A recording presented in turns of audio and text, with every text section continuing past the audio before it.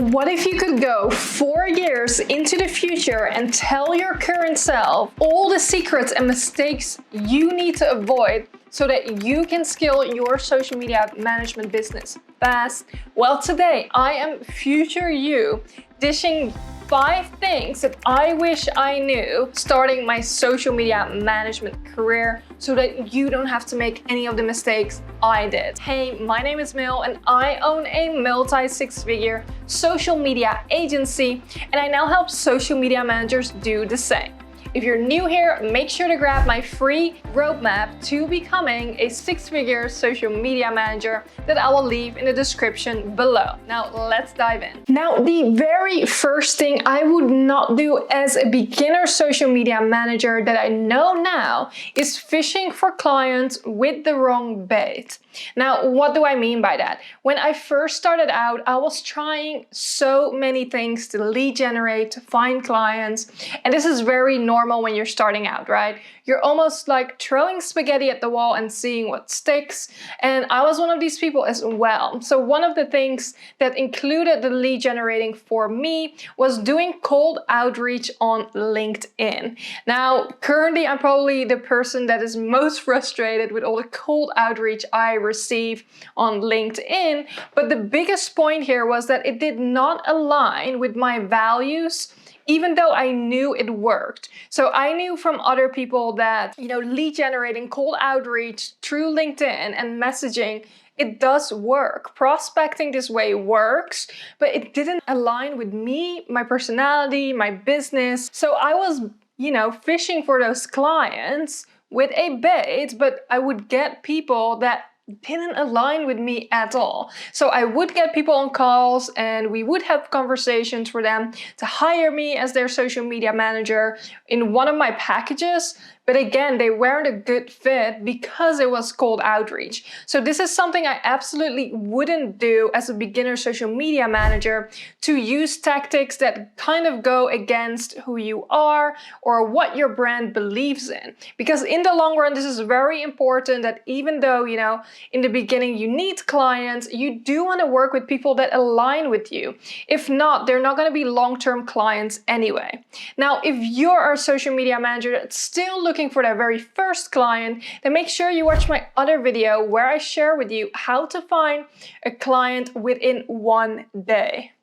Now, the second thing I would not do as a beginner social media manager that I know now is doing month-to-month services. Now, again, in the beginning, I wanted it to be risk-free for clients to work with me, and I offered month-to-month social media management services. So this way, clients could cancel their service with me anytime, and it was very risk-free on their end. But this also meant that it was very risky for me and on my end, because what I know now is onboarding takes at least a full month in my agency, where we set a client up, we get all their assets and all the information that we need from them before we even start posting. So doing a month-to-month service is very risky for social media managers to have work in the long run.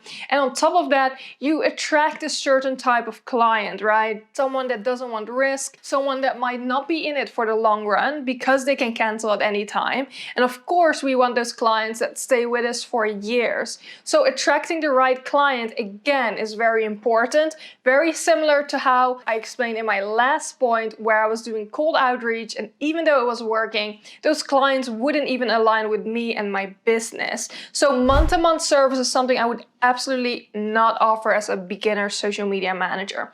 Now, if you want to know exactly how right now we onboard clients in my agency, then watch this video where I explain a step-by-step on how we onboard clients. The third thing that I would not do as a beginner social media manager that I know now is treating my business like Dollar General. Now, what do I mean by that? When I started out, I was obviously desperate for clients. Just like anyone starting out in the entrepreneurship world, taking a leap of faith on their own business, you need clients in order to be a business, right? And so what I did is I was offering a range of services. It was almost like I could do anything for the clients that they needed assistance with, whether it was, website assistance, maintenance, email inboxes, invoices, very much like a virtual assistant almost, where I offered a variety of tasks. This is something I would absolutely not do, even though you might need the income and the finances. It doesn't deliver any value to you as a social media manager in the long run, because what you want to do instead is upskill your own skills in a niche area, which for many of us is social media management, strategy, maybe community management, but anything that has to do with social directly, and to not go outside of your area of expertise, because this will only take away from your work and you being able to become an expert in one field. Along with that, I would often do one-off projects that was kind of like a cash infusion. And while this is not necessarily a bad thing, again, you do want to stay in your scope and your skill set specifically, so that you don't end up becoming a master of none. Similar to Dollar General, right? They offer everything and anything for a very low ticket price. That is something I would have stayed away from. Now, on top of the pricing there, I would not offer any discounts. Again, in the beginning, it's very tempting to offer discounts in order to get clients in, but this actually has the opposite effect, because it takes away from your own value, and you're pretty much saying to the client, hey, I'm gonna discount my service because it's not worth full price. So currently something I do is when someone asks me for a discount, I will let them know, hey, sorry, unfortunately I'm unable to do a discount, but what I can do, I can offer you more value in this area or that area if they are on a long-term contract with us. This way you still appreciate the client, you still appreciate them working with you, but you also stick to your own value and you know your own worth. So don't depreciate the value of your service because you provide something good that they need. Now, the fourth thing I would not do as a beginner social media manager that I now know is allowing scope to creep. Now, these words must sound familiar because we've all been victim of scope creep. Now, what exactly is this? This is when you have a client and you have gray areas in your service or in your agreement. And when a client starts to ask for more services than you actually committed to. So oftentimes this happens in a gray area where it still seems social media related, but they're pushing your boundaries in asking more from you for the same price. So that falls under scope creep, right? And so that is something that is very common in the beginning when you're just starting out your business and you want to satisfy clients, you want them to be happy. So that is something I would stay away from now. And this really comes down to having boundaries. You need to be very clear in the things you do and the things you don't do in your contracts, in your packages. You need to leave no questions, or you want to leave nothing up for question. So just to give you an example, if you say you offer 12 posts a month in one of your packages, you want to clarify whether that is 12 carousels, is it 12 reels, does it include video editing, does it not? So you need to be very specific here to prevent clients from creeping on your scope, because what would happen is they can expect wanting 12 video posts, which is a lot more work than you creating 12 graphics, right? So you want to leave nothing up for questions. You need to make sure this is all written out in your contracts and you set the expectation with the client as well. Now, if they do ask for more, that's when you can step in because your boundaries are set and you let them know, hey, this does not fall under my current scope, but if you would like me to help here, this would come in at my hourly rate at a flat fee, X, Y, and Z. So this way you can still take on their work, you're still happy to assist them, but you remind them that it's not part of your current scope. And again, this is something you want to write out in the contracts as well. Now, if you want to know how exactly I create or write a proposal for clients, I actually have a video on this that you can check out here. And you can also download my free proposal template that you can use and send out to your next clients. The fifth thing I would not do as a beginner social media manager that I now know is chasing payments. Now, again, this is very, very common in the beginning stages of your business.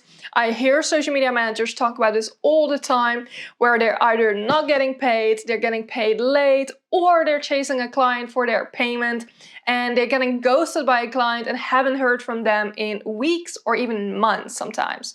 So this is something I would absolutely not do as a beginner social media manager. Not making payment means that you're not getting work, okay? As soon as a client does not meet their payment on time or they do not make their payment, it pauses the work. You simply cannot continue to keep doing the work if they're not paying according to the contract, according to your agreement, right? So this is very important. Now, secondly, something that you can implement and that I implemented over time is to have clients on auto payment. So if you're using a credit card authorization form, that's something you can use and send out to a client to get their authorization to bill them and bill their credit card on time every month through a platform like QuickBooks or Wave apps invoicing to make sure you're not chasing payments. And then you can also make that a requirement in your contracts where you say, hey, we require auto payment every month. So if they do not agree with that, they cannot become a client, because that's already a red flag, right? That simply means that they're not willing to pay on time. Now, another thing you can do is if you have a software like Honeybook, they actually do auto payments. So once a client fills out the contract and pays the first invoice, that it can auto pay ongoing from month to month so that you always get paid on time. Now, if you want to check out Honeybook, I actually have a 50% discount code for you, plus a free trial that you can find in the description below. Now, if you stayed all the way till the end, you now know the 5 things that future you is telling you not to do in your social media business so that you can scale fast, okay? I hope you found this helpful. Let me know in the comments below if any of these points resonated with you. Make sure you like it and subscribe so you don't miss any of my weekly videos. See you next week.